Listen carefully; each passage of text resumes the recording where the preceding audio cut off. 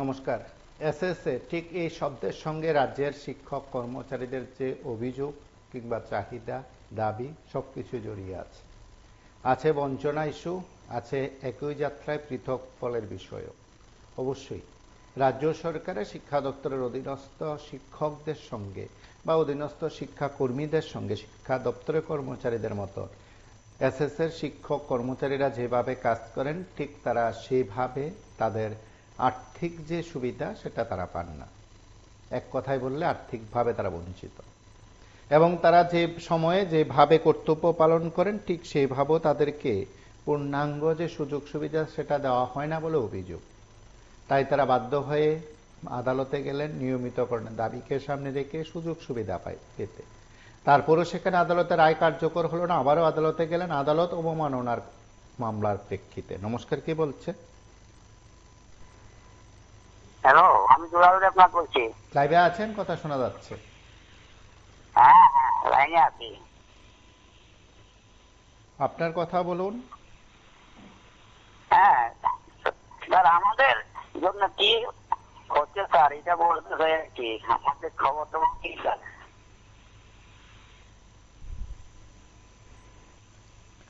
যারা সর্বশিক্ষা বা সমগ্র শিক্ষা এখনো নিযুক্ত আছেন তারা অনেকেই বলছেন বা অনেকেরই বক্তব্য যে দীর্ঘদিন ধরে তারা অপেক্ষা করেছিলেন এবং অপেক্ষা করার পর তারা আদালতে গিয়েছিলেন, এবং আদালতে যাওয়ার প্রেক্ষিতটা অবশ্যই বিগত সরকারের সময়ে, এবং বিগত সরকারের সময়ে তারা নিয়মিতকরণের কথা আশায় তারা সরকারের মুখাপেক্ষী ছিলেন, সরকারের কাছে গেছেন, সরকারের কাছে তাদের বক্তব্যগুলো তুলে ধরার চেষ্টা করেছিলেন।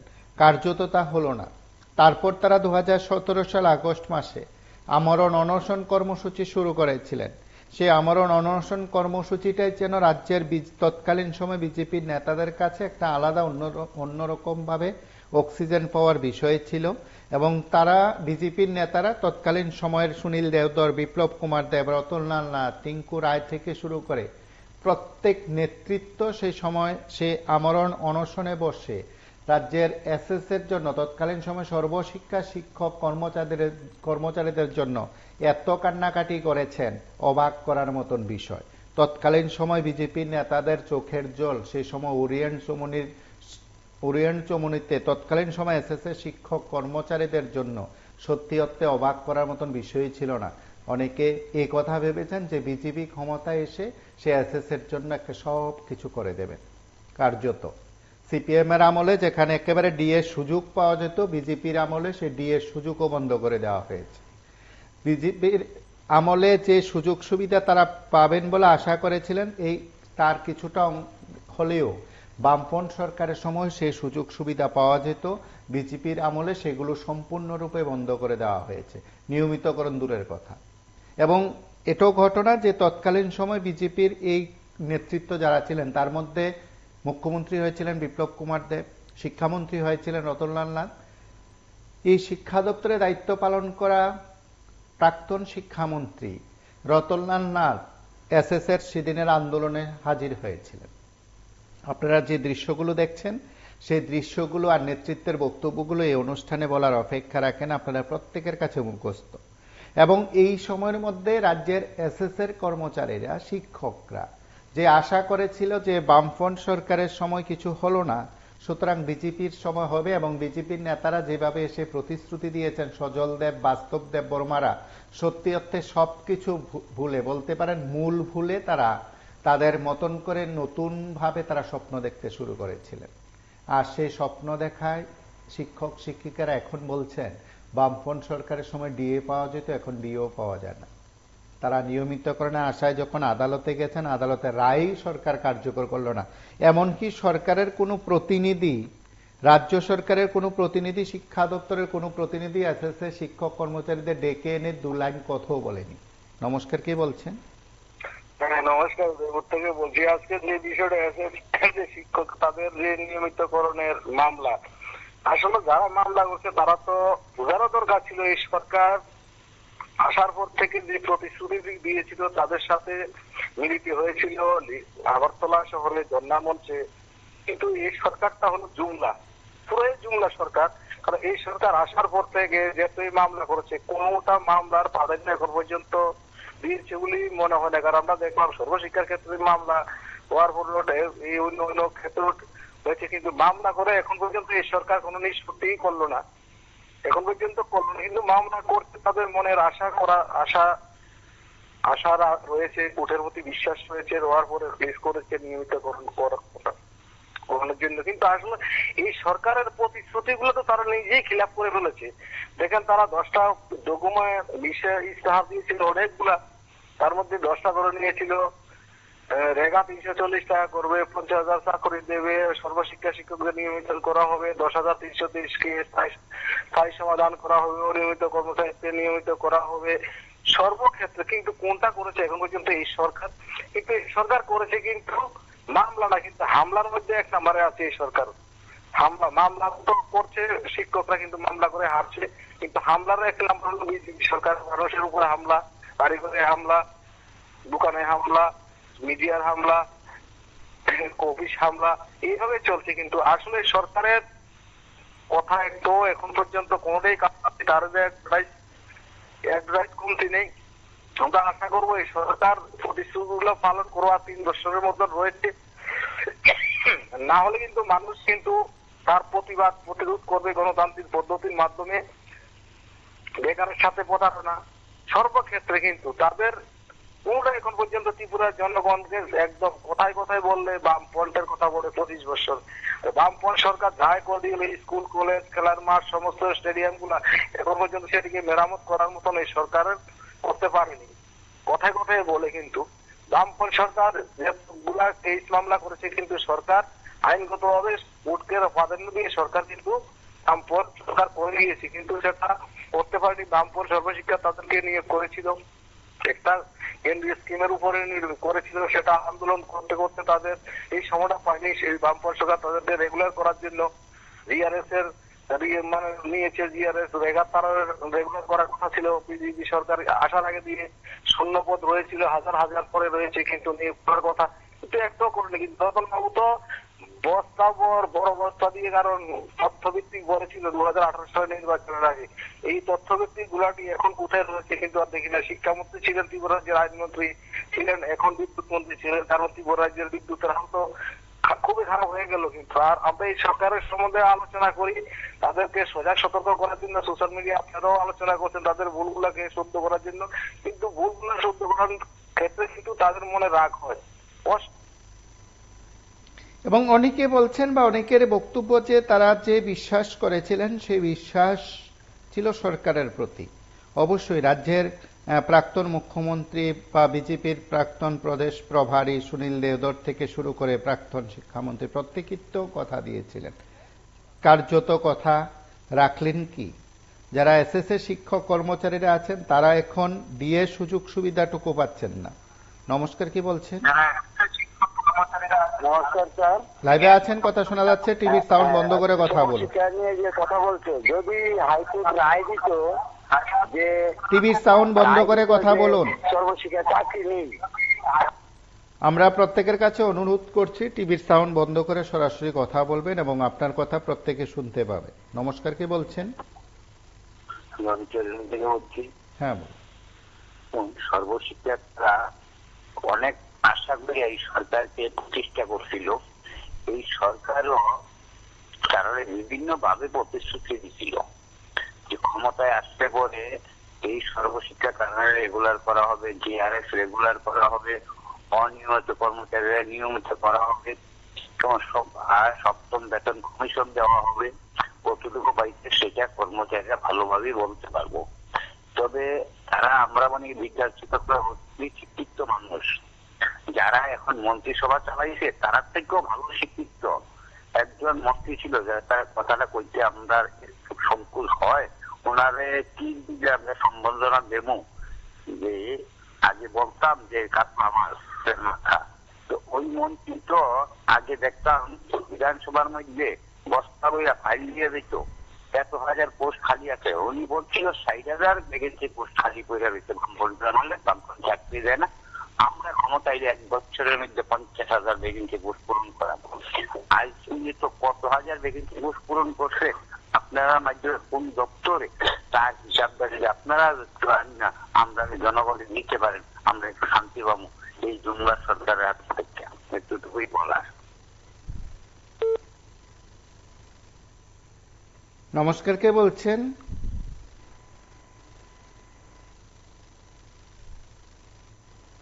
নমস্কার, কে বলছেন?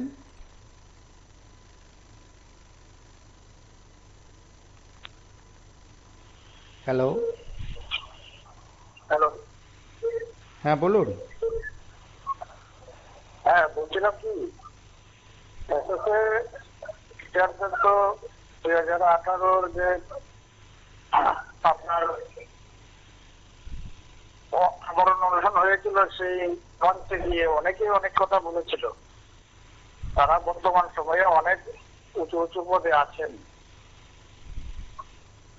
2বার হাইকোর্টের ডাবল বেঞ্চের রায় পাওয়ার পরেও সরকারের কি ইচ্ছা সেটা এখনো পর্যন্ত বোঝা গেল না। তারপর মনে হয় এখন এক প্রকার বাধ্য হয়ে কন্টেম্প করতে হয়েছে। এখন সরকারের প্রতি একটাই আবেদন রাখবো, কন্টেম্প মামলা যখন যাবেন তখন হয়তোবা আমাদের শিক্ষকদের বিষয়ে একটা পজিটিভ ধারণা দেবেন, এটাই আমার বক্তব্য।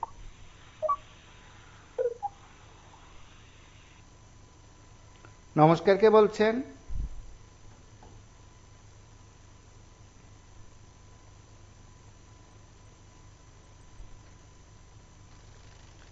নমস্কার, কে বলছেন?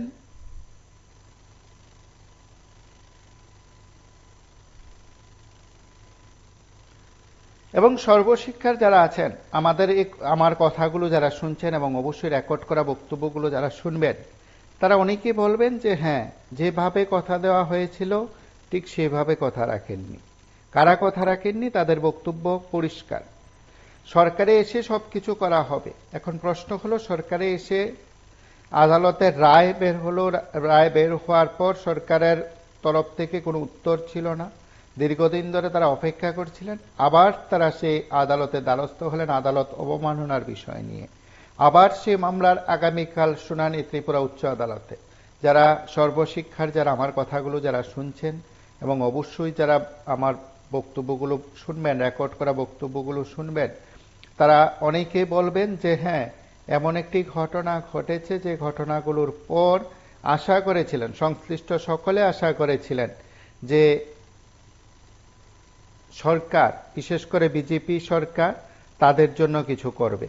যেহেতু বিজেপির নেতারা ওরিয়েন্ট চমনিতে গিয়ে সরাসরি আন্দোলনে অংশগ্রহণই শুধু করেননি, প্রতিশ্রুতি দিয়েছিলেন এবং সেই প্রতিশ্রুতি রক্ষা করার দায়িত্ব অবশ্যই সরকারের এবং অবশ্যই বিজেপির নেতাদের, কারণ তা অন ক্যামেরাত বলা হয়েছে। অন ক্যামেরায় সেই প্রতিশ্রুতির কথা দেওয়া হয়েছে। অন ক্যামেরায় সেই কথাগুলো শুধু বলাই শুধু নয়, সেই কথাগুলোর বাস্তবায়নের জন্য তারা বলে রেখেছেন। বারবার নির্বাচনী প্রচারে এসে তারা বারবার বলেছিলেন যে তাদের কথাগুলো যেন রেকর্ড করে রাখা হয়, সরকারে এসেই বিজেপি এই কাজগুলো করবে। এই ধরনের বক্তব্য যারা রেখেছেন বা এই কথাগুলো যারা বলেছিলেন, তারা সকলেই এখন বিজেপির সঙ্গে আছেন। কার্যত তারা কেউ মুখ্যমন্ত্রীর দায়িত্ব পালন করে গেছেন, কেউ শিক্ষামন্ত্রীরও দায়িত্ব পালন করে গেছেন, কেউ রাজ্য মন্ত্রিসভায় এখনো আছেন। তার মধ্যে রতনলাল নাথ অন্যতম। সুনীল দেওধর হয়তো দায়িত্ব নেই। বিপ্লব কুমার দেব ত্রিপুরার প্রেক্ষাপটে আগের দায়িত্বে না থাকুক, তিনি নতুনভাবে সেখানে দায়িত্ব পালন করছেন। তিনি রাজ্যের সাংসদ। নমস্কার, কি বলছেন? লাইভে আছেন, কথা শোনা যাচ্ছে। টিভি সাউন্ড বন্ধ করে কথা বলুন। হ্যালো। টিভি সাউন্ড বন্ধ করে কথা বলুন। হ্যালো। কথা শোনা যাচ্ছে তো? হ্যাঁ, শুনতে পাচ্ছেন? হ্যাঁ, শোনা যাচ্ছে, বলুন। আমাদের প্রোগ্রামটা কি চলছে, ওই যে এসএস এর ইয়েটা? এবং আপনারা প্রত্যেককে জানেন যে আগামীকাল 26 নভেম্বর ত্রিপুরা উচ্চ আদালতে যে সর্বশিক্ষা বা এসএস এর মামলা রয়েছে, আদালত অবমাননার মামলা শুনানি হবে। আবেদনকারীর পক্ষে শুনানিতে অংশ নেবেন বরিষ্ঠ আইনজীবী শ্রমিক দেব এবং এই তথ্যটি জানিয়েছে সর্বশিক্ষার যারা শিক্ষক রয়েছেন তারা। আপনারা তাদের তরফে তার আগেও বলা হয়েছিল। গত 16 জুলাই 2024 ত্রিপুরা উচ্চ আদালতের রায়ে বলা হয়েছিল সর্বশিক্ষা শিক্ষকদের নিয়মিতকরণ করতে সি-টেট বা টি-টেট এর জন্য বাধ্য করতে পারবে না। 3 মাসের মধ্যে নিয়মিতকরণের স্কিমকে সংশোধন করে শিক্ষকদের নিয়মিত করতে হবে। সর্বশিক্ষা বা এসএসসি শিক্ষকদের তরফে এই বক্তব্য ছিল। উচ্চ আদালতের ডিভিশন বেঞ্চের স্পষ্ট নির্দেশ প্রদান করেছিল যে সমস্ত শিক্ষকদের চাকরির বিজ্ঞাপন 19 জুলাই 2011 পূর্বে প্রকাশিত হয়েছে। সেই সমস্ত শিক্ষকদের নিয়মিতকরণ করতে রাজ্য সরকারের সি-টেট বা টি-টেট এর জন্য বাধ্য করাতে পারবে না সর্বশিক্ষা শিক্ষকদের, এবং সেই নির্দেশ 3 মাসের মধ্যে কার্যকর করতে হবে। নমস্কার, কি বলছেন? লাইভে আছেন, কথা শোনা যাচ্ছে। সর্বশিক্ষা শিক্ষকদের নিয়মিতকরণ মামলার নির্দিষ্ট সময় পেরিয়ে যাওয়ার পর আধিকারিকদের বিরুদ্ধে আদালত অবমাননার মামলা করা হলো এবং সেই মামলার প্রেক্ষিতে আগামীকাল শুনানি। নমস্কার, কে বলছেন? হ্যালো, লাইভে আছেন, কথা শোনা যাচ্ছে। হ্যালো, লাইভে আছেন, কথা শোনা যাচ্ছে। হ্যাঁ, বলতে চাইছি বিগত 2018 নির্বাচনে বিভিন্ন নেতৃত্বরা অনেক কিছুই বলেছেন, সেটা ছেড়েই দিলাম। আমরা 2 ডিভিশন বেঞ্চ থেকে রায় পেয়েছি। আমাদের সম্পূর্ণ আশা এবং সম্পূর্ণ ফেথ এখনো আছে যে রাজ্য সরকার আমাদের জন্য কিছু একটা করবে। কারণ এই রাজ্য সরকার সমস্ত জায়গায় বলে বেড়ায় যে কোয়ালিটি এডুকেশন দিতে যায় রাজ্যের ছাত্রছাত্রীদের। তো সেই জায়গায় শিক্ষকদের বঞ্চিত করে শিক্ষকদের যদি ন্যায্য পাওনা না দেওয়া হয়, তো শিক্ষকরা স্বাভাবিকভাবে ওনাদের দায়িত্ব পালন করতে গিয়ে তো সঠিকভাবে সেই দায়িত্ব পালন করতে পারবে না, এবং সরাসরি তার প্রভাব চলে আসবে রাজ্যের সাধারণ জনগণ যারা রাজ্য সরকারকে ট্যাক্স পে করছে, ওনাদের বাচ্চারাই তো আমাদের কাছে পড়ছে। তো কোয়ালিটি এডুকেশন কখনো শিক্ষকদের বঞ্চিত করে কখনো সম্ভব হবে না। তো এটা আশা করি আমাদের রাজ্যের মন্ত্রিসভার সদস্য থেকে শুরু করে আমলা থেকে শুরু করে সবাই উপলব্ধি করতে পারছেন। বিভিন্ন সময় আমরা পত্র পত্রিকা দেখতে পাচ্ছি যে সর্বোচ্চ আদালতে যাচ্ছে রাজ্য সরকার। এগুলো আমরা এখনো বিশ্বাস করছি না। আমরা সম্পূর্ণ আশাবাদী রাজ্য সরকার আমাদের জন্য কিছু করবে, এবং আগামীকাল আমরা সম্পূর্ণ আশায় আছি যে ওনারা জানাবেন আমাদের জন্য ওনারা চিন্তা ভাবনা করছেন এবং সঠিক সময়ে ওনারা সঠিক সিদ্ধান্ত নেবেন। এই আশা আমাদের এখনো আছে এবং আমরা এই আশা নিয়েই আছি। কারণ শিক্ষক হিসাবে আমি আমার দায়িত্ব পালন করতে গেলে আমার নিজে আগে আমি স্যাটিসফাই থাকতে হবে, আমার জব স্যাটিসফ্যাকশনটাই থাকতে হবে যে আমি যে কাজটা করছি এটা আমার ভবিষ্যৎকে সিকিউর করছে। তারপরে তো আমি বাচ্চাদের ভবিষ্যৎ সিকিউর করতে পারবো। যদিও আমরা এখনো করে যাচ্ছি, তারপরও মাথায় তো চিন্তা চলে আসছে যে আমার ভবিষ্যৎটা কি হবে। তখন আমি আমার 100% কখনো দিতে পারবো না, কেউই দিতে পারবো না। এখনো আমরা আশাবাদী রাজ্যের পত্রিকাদের দিকে লক্ষ্য রেখে রাজ্য সরকার আমাদের ব্যাপারে চিন্তা ভাবনা করবে। ধন্যবাদ। নমস্কার, কে বলছেন?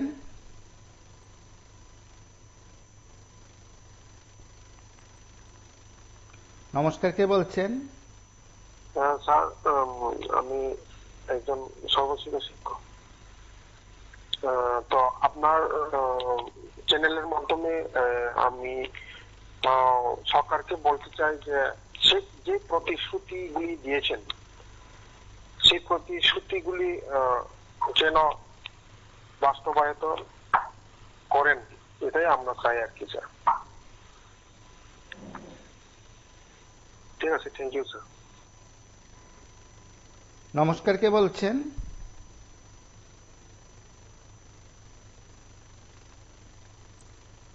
নমস্কার, কে বলছেন? হ্যাঁ, দেখুন, আমি ধর্মনগর থেকে বলছি, বিক্রম দাস। হ্যাঁ, বলুন। আমি কোনো শিক্ষকও না এবং সর্বশিক্ষা শিক্ষক তো নয়, অন্য ডিপার্টমেন্টে চাকরি করি।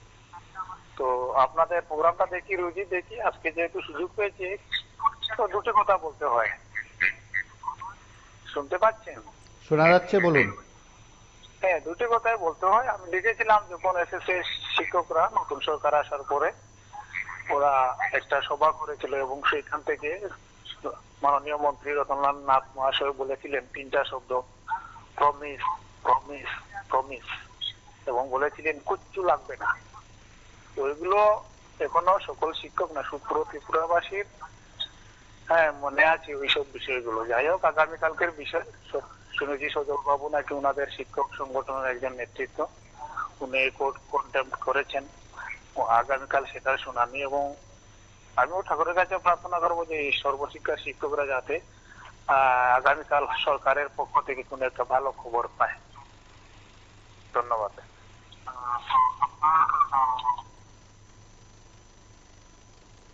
নমস্কার, কে বলছেন?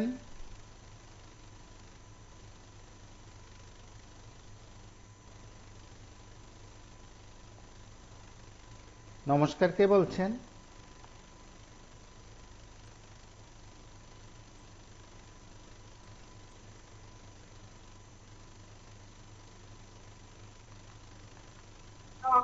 নমস্কার, কে বলছেন?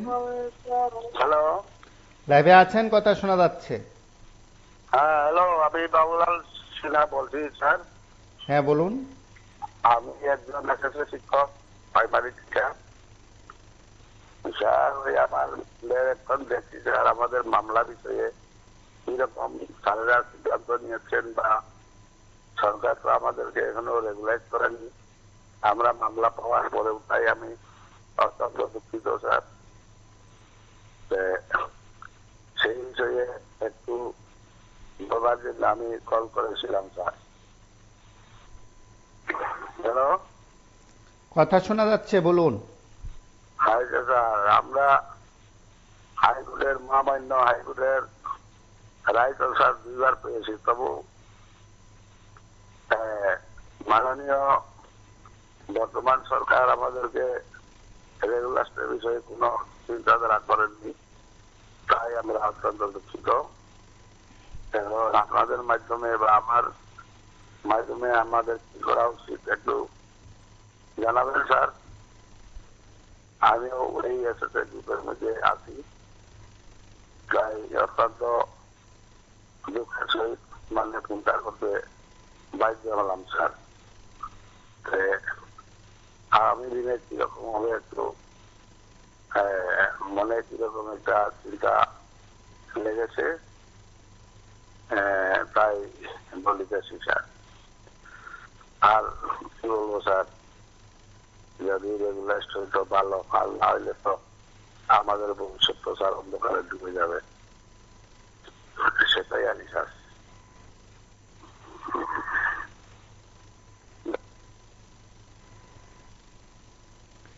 আগামীকাল ত্রিপুরা উচ্চ আদালতের তরফে কি বলা হয় সেটা সময় বলবে। তবে তার আগে অনেকে আছেন বা অনেকে বিশ্বাস করেন, কথাগুলো যারা শুনছেন তারা প্রত্যেকেই কথাগুলোকে। নমস্কার, কে বলছেন? হ্যাঁ, বলছিলাম। হ্যালো। হ্যাঁ, লাইভে আছেন, কথা শোনা যাচ্ছে। হ্যাঁ, বলছিলাম এসএসএ যে রেগুলারের জন্য তারা যে আইনের দ্বারস্থ হলেন, সে আইনের ব্যাপার, আইনের দ্বারস্থ হলে কি। নমস্কার, কে বলছেন?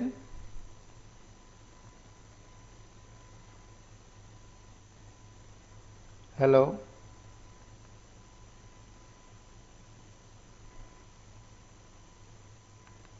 নমস্কার, কে বলছেন? হ্যালো, আমি উদয়পুর থেকে বলছি। হ্যাঁ, বলুন। আমি প্রথমে টিভি নিউজ 24/7-কে অসংখ্য ধন্যবাদ এই বিষয়টি উত্থাপন করার জন্য।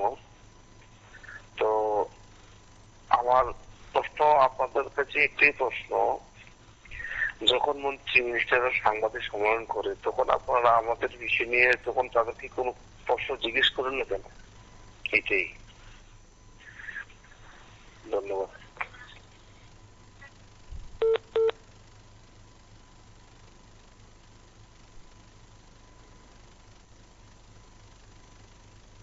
নমস্কার, কে বলছেন? হ্যালো। হ্যাঁ, বলুন। হ্যাঁ, হ্যালো। কথা বলুন। হ্যালো। হ্যাঁ, বলছি এসএসএ নিয়মিতকরণের আশায় মামলা যে ব্যাপারটা আজকে ক্যাপশনে দিয়েছেন, সেই জিনিসটা আমরা যতটুকু বুঝতে পারছি সরকার কিন্তু ওদেরকে নিয়মিতকরণ করবে না। ওরা তো নির্বাচনের আগে প্রতিশ্রুতি দিয়েছিল 18-তে যে ওরা যদি সরকারে আসে বিজেপি গভর্নমেন্ট তাদেরকে রেগুলার করবে। ওই রেগুলার করেছে, সেরকম তো আশা সমস্ত মানুষকে, সারা ত্রিপুরা রাজ্যের মানুষকে যারে যেভাবে প্রতিশ্রুতি দিলে মানুষের ভোট ভাঙিয়ে আনা যায় সেভাবে কিন্তু ওরা দিয়েছিল 18-তে। কিন্তু তারা কি নির্বাচনের প্রতিশ্রুতি কি একটাও পালন করেছে? পালন করেনি, যার জন্য ওদেরটাও করবে না। ওরা আশায় আশায় ঘুরবে, চলবে। আসলে ত্রিপুরার মানুষ যেটা চাইছিল যে আমাদের একটা নতুন সরকার আইলে হয়তো বামপন্থীকে আমরা খুব মানে আনন্দে, সুখে, শান্তিতে, রোজগারে এবং যার জন্য রেগুলারে টাকা পয়সা, ধন সম্পত্তিতে খুব ভালোভাবে বিজেপি গভর্নমেন্ট উপকার করবে। সেই দিক দিয়ে কি হলো, ত্রিপুরায় যে দেখা গেল দৈনিক আন্দোলন চলছে, পয়লে স্কুলে মাস্টারের জন্য আন্দোলন চলছে। কালকে দেখলাম আমরা স্টেটের 2000 এই যে 2000 টেটে তারা বই ছিল, 300 কতজন তারা টেট উত্তীর্ণ হইতো 60,000 পরীক্ষা দিয়ে। তাদেরকে নিয়োগ আর করে না, তারা আন্দোলনে নামলো। দেখা গেল যে তারা টেট উত্তীর্ণ হইলো, তাদেরকে নিয়োগ করে না। এই যে কি একটা বিভীষিকা, স্কুলে মাস্টার নাই, শিক্ষা একদম তলানিতে চলে গেছে ত্রিপুরা রাজ্যের। সেটা আমরা কিছুদিন আগেও দেখেছি, এই ত্রিপুরার সমীক্ষা বের হয়েছে, ত্রিপুরা শিক্ষা যে কি ধরনের একদম তলানিতে গেছে। যেখানে মাস্টার নেই সেখানে শিক্ষা প্রতিষ্ঠানে ভালো করে পড়াশোনা হয়নি। স্টুডেন্টরা যে সাউন্ড বক্স লাগায় আনন্দ করে, সাউন্ড বক্স লাগায় পড়াশোনা করে, সরকারের তো লজ্জাটুকু নেই। তাদের সরকার যদি লজ্জা না থাকে কিভাবে মানুষ লজ্জা দিবে? তাদের তো আসলে কি আছে, তারা পেশির শক্তি দেখায় সরকারের থেকে এবং তাদের লুপ্তরাজ। দেখবেন সারা ত্রিপুরা রাজ্যে রাস্তাঘাটে শুধু ফ্ল্যাগ, পোস্টার, পেস্টুন, খালি সবকা সাথ, সবকা বিকাশ, শুধু খালি বিকাশই করতেছে। বিকাশ করতে করতে বিকাশ। আর কোন মন্ত্রী দেখলাম লক্ষ লক্ষ কোটি কোটি টাকা সরকারি জনসম্পত্তি নিয়ে বাড়ির মধ্যে বাউন্ডারি ওয়াল থেকে আরম্ভ করে বিল্ডিং থেকে আরম্ভ করে নিল, ওর কোনো প্রতি উত্তরই দেখলাম না আজ পর্যন্ত। যে প্রকাশ্যে বলে দিল যে বিকাশ দেব বর্মা ব্যাপার বললো, যেটা সুদীপ রায় বর্মন, সুদীপ রায় বর্মনের বিরুদ্ধে কেস করবে, কই কেসও তো করেনি। আর সুদীপ রায় বর্মন যে নামে নিশানা বলে দিল, সরকারের তো একবারও ঘুম ভাঙলো না, সরকার তো ঘুমিয়ে আছে, নিদ্রে আচ্ছন্ন। যে এইভাবে প্রকাশ্যে ধরে দিল কেউকে, তারপরে শাস্তি করলো না। আইন কোথায় আছে? তারা যে। নমস্কার, কে বলছেন?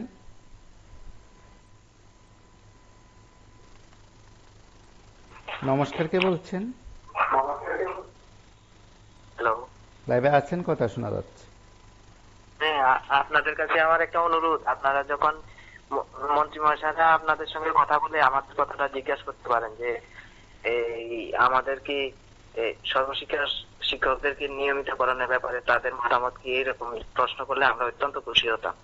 সাংবাদিকদের কাছে আমাদের বিশেষ অনুরোধ, আপনারা হলেন গণতন্ত্রের চতুর্থ স্তম্ভ, সুতরাং আপনাদের কাছে অনুরোধ, আপনারা আমাদের মন্ত্রী মহাশয়দেরকে এই বিষয়ে জিজ্ঞাসা করুন যে আমাদের এসএসসি শিক্ষকদের নিয়মিতকরণের ব্যাপারে তাদের এই অপিনিয়নটা কি।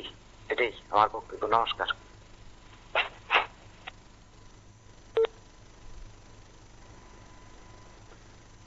নমস্কার, কে বলছেন? হ্যালো, হ্যালো, কে বল? হ্যাঁ বলুন। হ্যালো, বলুন। আমি হিরানিয়া থেকে বলছি। হ্যাঁ বলুন। আমরা 2017 সাল থেকে অনশন আন্দোলন মানে করে শুরু করেছি এই আন্দোলনের মঞ্চ, কিন্তু আমরা এখনো পর্যন্ত কিছুই পাইনি সরকার থেকে। সরকার আমাদেরকে প্রতিশ্রুতি দিয়েছিল যে 3 মাসের মধ্যে রেগুলার করবে, কিন্তু আজ পর্যন্ত কোনো কিছু পাইনি।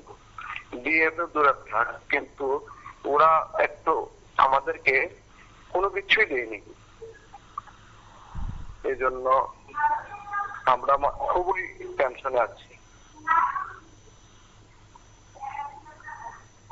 ধন্যবাদ স্যার।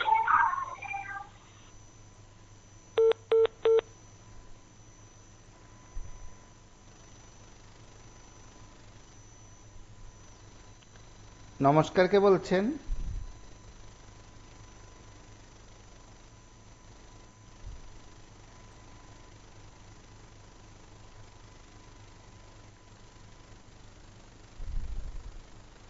নমস্কার, কে বলছেন?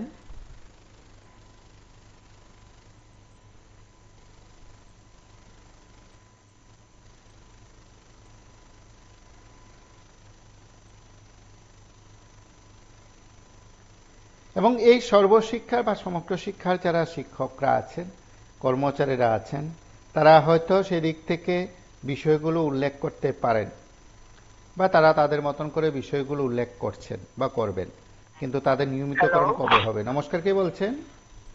হ্যালো। হ্যাঁ বলুন। হ্যালো। হ্যাঁ বলুন। হ্যাঁ, আমি টিভি টোয়েন্টি গ্রুপকে অনেক ধন্যবাদ জানাই, কারণ আপনার প্রায় সময় আমাদের বিষয়টা নিউজ চ্যানেলে দেখান। তো আমার একান্ত অনুরোধ থাকবে, যখন আমাদের মাননীয় সম্মানিত মন্ত্রী সুশান্ত চৌধুরী মহাশয় যখন আপনাদের হ্যালো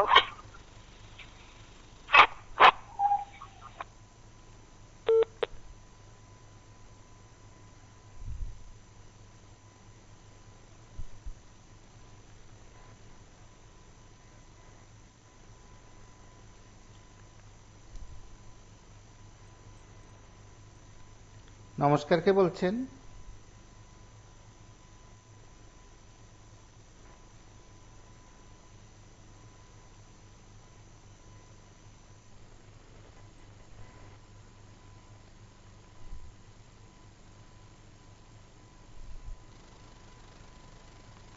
নমস্কার, কে বলছেন?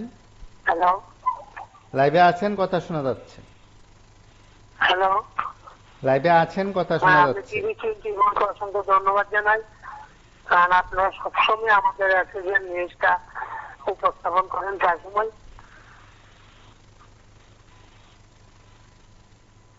আমার একটা অনুরোধ থাকবে, মন্ত্রী সুশান্ত চৌধুরী মহাশয় যখন আপনাদের প্রেস কনফারেন্স করে যে কোনো ক্যাবিনেট সিদ্ধান্তের পরে তার পাশে যদি আপনারা একটা প্রশ্ন করেন যে এসএসএ শিক্ষকদের পরবর্তী যে হাইকোর্টে রায় দিল তাদের নিয়মিতকরণের ব্যাপারে কোনো সুষ্ঠু পদক্ষেপ সরকারের আছে কিনা।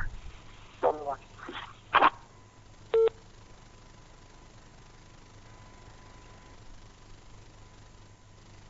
নমস্কার, কে বলছেন?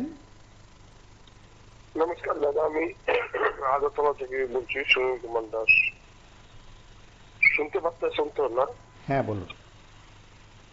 দেখুন, প্রাইভেট স্কুলগুলি যেভাবে রসে বসে ফুলা উঠতেছে, আপনার দেখুন শ্রীকৃষ্ণ মিশন, বিবেকানন্দ মিশন, ওই রামকৃষ্ণ মিশন, তারপরে এইরকম ইস্কন ফোন যেভাবে ফুলা পয়সা, মানে তারা পয়সা কামাইতেছে। আজকাল যদি সরকারি ব্যবস্থা গুলোতে স্কুলগুলির শিক্ষকরা ভালো দিয়ে দেয়, ভালো বেতন দেয়, তাহলে প্রাইভেট স্কুলগুলিতে যে মাস্টার মশাইরা, তাদেরও তো শিক্ষার শিক্ষক আছে, শিক্ষিকা আছে, তারা আন্দোলন করবে। কারণ সরকারি মাইনা যদি বেশি হয়, সরকারি মাইনা দিয়ে যদি তারা পায়, তাহলে প্রাইভেট স্কুলের মাস্টার গুলিও টিএডি এর জন্য তারাও আন্দোলন করতে পারে। যার জন্য এরা সরকারি ব্যবস্থাটারে তুলে মূলে বরবাদ করে দিতেছে। এখন প্রশ্ন, আমার বক্তব্য হইল, এই যে মিশনারি স্কুলগুলি আছে ত্রিপুরা রাজ্যে, যতগুলি প্রাইভেট স্কুল আছে, স্কুলগুলি মালিককে এবং তারা কি উদ্দেশ্য, আমি তো একটু বললাম, এগুলি মানুষের বুঝতে হইব যে তারা কি চাইতেছে। তারাই তো দেশের আজকাল শাসক, তারা দেশের শাসক, রাজ্যের শাসক। তারা এই প্রাইভেট ব্যবসাগুলি ফলিয়া পরিষা ওঠার জন্য এইভাবে সর্বনাশ করতেছে সরকারি ব্যবস্থাগুলিকে। কারণ তারা ধীরে ধীরে ধীরে ধীরে তাদের ভালো চিন্তাধারা আছে যে সবগুলি তারা নিয়ে নেবে তাদের হাতে, এবং তাই হইতেছে। আপনি হসপিটাল বলুন, স্কুল বলুন, বড় বড় ইনস্টিটিউট, একদিন বলছি না, আমি বহুদিন বলছি। এবং তারা মানসিকতা হলো সরকারি ব্যবস্থা বন্ধ করো, বিয়ে বন্ধ করো, সব বন্ধ করো, আর প্রাইভেট গুলি যাতে আন্দোলন, তারা দৃষ্টিভঙ্গি যাতে ওই দিকে না যায়, তারা যাতে কম পয়সা দেয়, স্কুল কলেজ ইনস্টিটিউট হসপিটাল যত আছে সবকিছু তারা কম পয়সা চালায়। এই হইলো দাদা তাদের মূল উদ্দেশ্য। আমরা পঙ্গু করে দিব। আপনি বলুন তো, যারা এই যে আশ্রমগুলি চালায় বা যারা এই স্কুলগুলি চালায় তারা কি আমরা মতন গরিব মালিকরা? হসপিটালগুলি চালায় তারা কোটি কোটি কোটি কোটি টাকার মালিক। তারা কারা? এই জিনিসগুলো আমরা বুঝ দেবো এবং তাদের উপরে শক্ত আন্দোলন মানে জোরদার আন্দোলন করতে বল, তাহলেই দেশের পরিবর্তন হবো, নাহলে হবো না। আপনি এই যে আজকে মোদিজির কথা বলুন, মানিক বাবুর কথা বলুন, চিফ মিনিস্টার যতগুলি আছে, এরা কি মুখ খোলার সাহস আছে? 140 কোটির মধ্যে 25 কোটি 125 কোটি লোকের মুখ খোলার সাহস নাই। আর একজন মুখ্যমন্ত্রী প্রাইম মিনিস্টার মুখ খুলতে পারবো তাদের বিরুদ্ধে? আজকে যে মুখ খুলবো 1 মিনিটে তার চেয়ার থেকে সরাই দিব, প্রাইম মিনিস্টার হোক আর যত বড় লার্ডই হোক। কারণ শাসক তো শাসক আইসে শোষণ করার লেগে, ভারতবর্ষের শাসক গুলো শোষণ করার লেগে, ভারতবর্ষের জনসাধারণের উন্নতি। নমস্কার, কে বলছেন?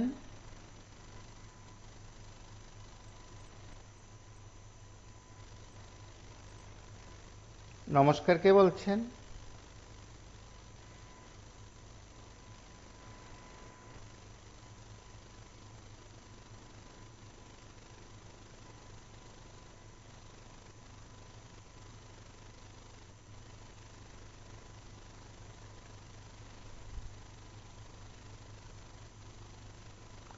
নমস্কার, কে বলছেন?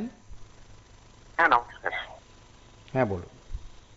বলছিলাম নিয়মিতকরণের আশায় মামলা SSA।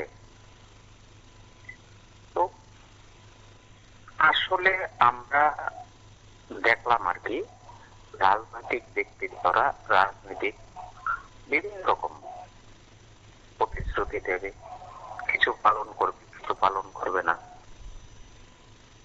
তো পালনটা তখনই করবে ভোট বাক্সে যখন তার একটা প্রতিফলন ঘটবে। আজকে আমরা দেখলাম কি, মহারাষ্ট্র দেখলাম, ঝাড়খণ্ড দেখলাম, এর আগে রাজস্থান দেখলাম, হরিয়ানা দেখলাম, বিভিন্ন রকম রাজ্যে নির্বাচন দেখলাম। তো ওখানে প্রতিশ্রুতিটা কি দেওয়া হয়? লাডলি দেন, বিভিন্ন রকম প্রতিশ্রুতি দেওয়া হয়। আবার কিছু কিছু ক্ষেত্রে ইলেকশনের আগে পূরণ করা হয়, যে 3 মাসের দিয়ে দিলাম। আমরা তো এখনো আমাদের মেরুদণ্ড সোজা হয়নি। বিরোধী দল বলতে নিশ্চিহ্ন, যা একক বিজেপি পায়, তো বিরোধী দল মিলে ওইটা স্পর্শ করতে একটু কাছাকাছি হয়তো এদিকে সেদিকে হয়েছে, যদি লোকসভার নির্বাচনটা ধরি। তো আমাদের কি করা উচিত? আমাদের এই মনোবৃত্তি আন্দোলন দরবার গতিতে চলতে হবে। আন্দোলন ছাড়া, আমি আগেও বলেছি, শিশু যখন কাঁদে তখন মা ওকে স্তনের থেকে দুধ দেয় খাবার জন্য। আবার অনেক সময় কাঁদে পেট ব্যথা, মা সেটা বুঝে নেয়। তো এই যে ঘটনাগুলো আর কি আমরা দেখছি, আজকে শিক্ষার হাল করুন বলা চলে। আপনাদের মাধ্যমে আমরা দেখি, আপনারা চতুর্থ স্তম্ভ, আপনাদের মাধ্যমে আমরা সবকিছু অনুভব করি। তো গত কিছুদিন আগেও দেখলাম যে পরীক্ষাতে ফেল করেছে, তারপরও 2nd সেমিস্টারে ওদের পরীক্ষা নেওয়া হয়েছে। এই হলো আমাদের শিক্ষার হাল। শিক্ষামন্ত্রীকে বর্তমান মুখ্যমন্ত্রী, তার আগে যে ছিলেন কাতলা মাছ রতন লাল নাথ। শিক্ষার যেখানে, এখানে শিক্ষা জাতির মেরুদণ্ড বলে, কথায় কথায় বলে শিক্ষা জাতির মেরুদণ্ড। আরেক ভাই আমার বলেছিল, রতননাথ আগে ফাইল টাইল নিয়ে যেত, তথ্য দিয়ে সেটা কথা কইত। ওনার এই তথ্য সব শেষ, কারণ এখন আমরা ক্ষমতায়, তথ্য কি দরকার? তো আমাদের যে, বা আমার যে অভিজ্ঞতা আর কি, আমি দেখলাম যে ক্ষমতা থাকলে একরকম আর ক্ষমতা হারালে আরেক রকম। তো যাক, মাননীয় মুখ্যমন্ত্রী, শিক্ষামন্ত্রী এবং যারা ক্যাবিনেট মিনিস্টার আছে তাদের উদ্দেশ্যে বলবো, আপনারা একটু শিক্ষা ব্যবস্থাটা উন্নত করুন। তো এটার এগেইনস্টে আবার আরেকটা জিনিস আছে, আপনার কি বলে প্রাইভেটেশন। দেখেন পাবলিক,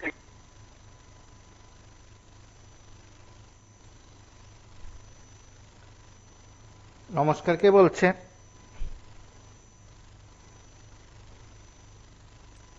নমস্কার, কে বলছেন?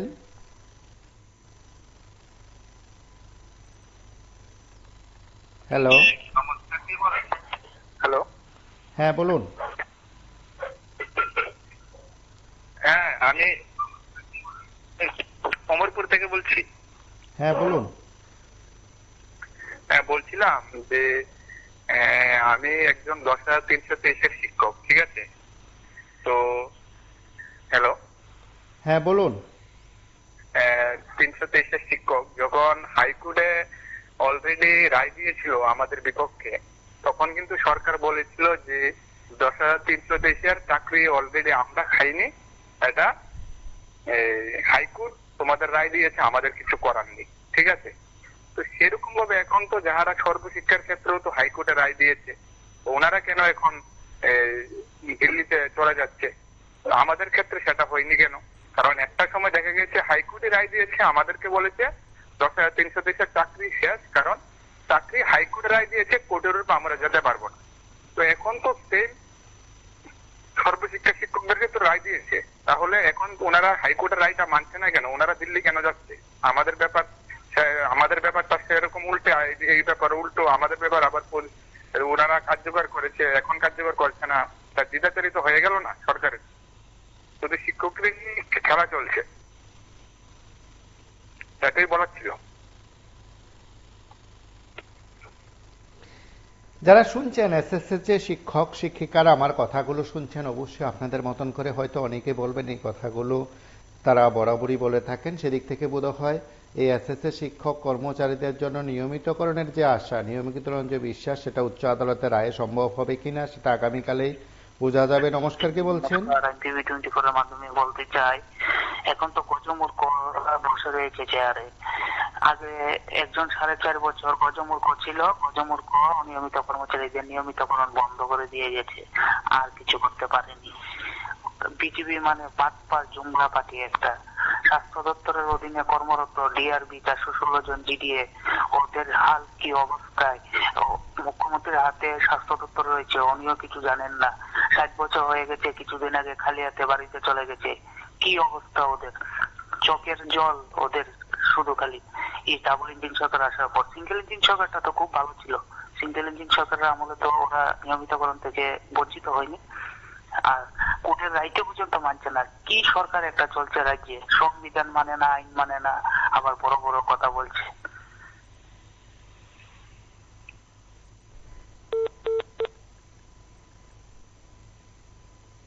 নমস্কার, কে বলছেন?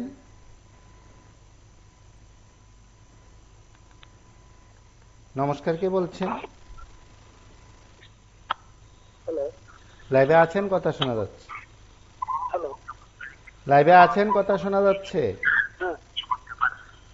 আমি ওদিকে থেকে বলছি। হ্যাঁ বলুন, টিভি সাউন্ড বন্ধ করে কথা বলুন। শিক্ষকরা উড়েছে। নমস্কার, কে বলছেন?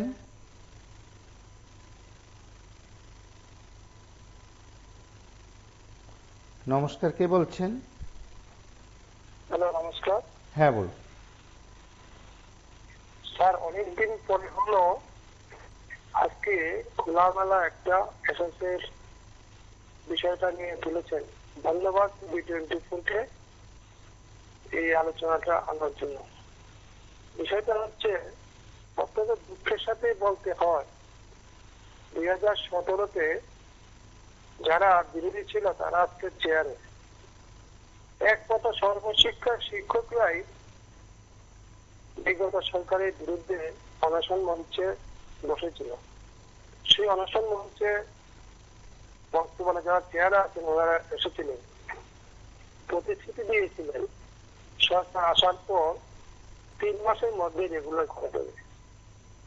সে তো গেল, আমরা সহ্যই করলাম, আশায় আশায় বেঁধেছিলাম কোনো না কিছু। শেষ অব্দি আমরা মামলা যেতে হলো।